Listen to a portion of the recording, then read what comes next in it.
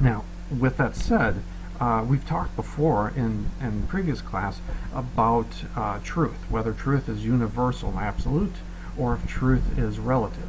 Signs might not necessarily always be absolute. They can, in some cases, be relative.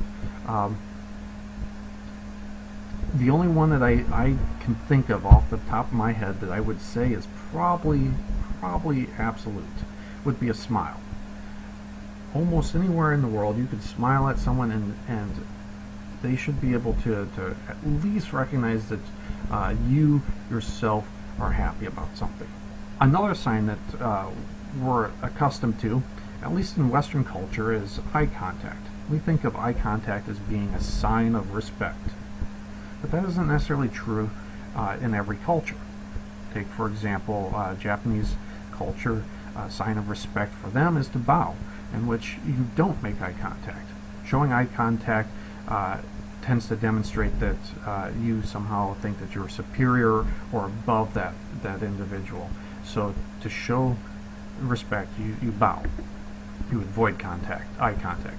The same is true in, I believe, Navajo culture, and if we go far enough back in the Middle Ages over in Europe, those of lower social class, it was again kind of disrespectful to raise your eye and meet eyes with someone of a higher social class.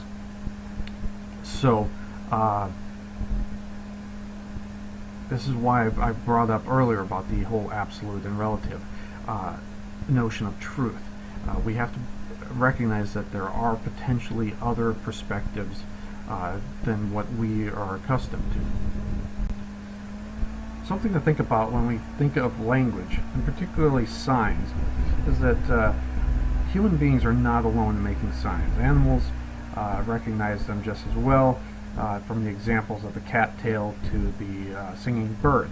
But there is one key difference between the humans and animals with language, and it doesn't come in the form of signs, but rather as symbols. So we can look at this picture here of Coco the gorilla. Animals think, but they think of and at things, whereas humans think about things. However, what was so fascinating about this picture is that after a small ball was run over by a car, and Coco was informed that she would never see her kitten again, it was reported that she threw a fit, she wept, she thrashed about her cage. So she seemed to understand death almost in a symbolic way, similar to humans. But before I get into symbols, I want us to think real quick about a thing called connotation.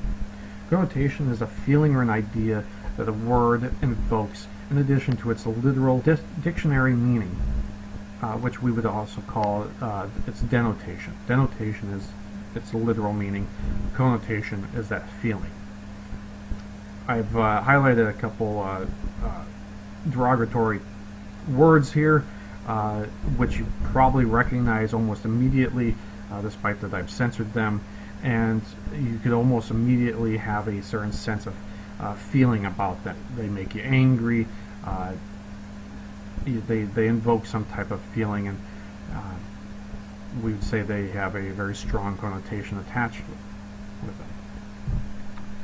Other examples of connotation in common speech. We could talk about cheap versus affordable.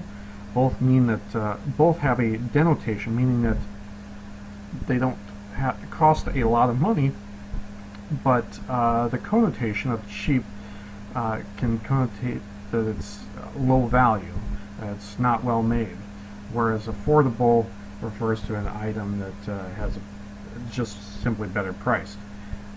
We can look at the same thing with riots and protests. Throughout the semester, we'll talk about really knowing who your audience is when you write, because you need to be able to understand how the words that you use in your writing affect your audience through connotation and denotation. Just because the word has a literal meaning doesn't mean that that word is going to be perceived by your audience the same way that you're thinking about it as you write it. So you always have to be clear to your audience what you mean as you go to make your argument.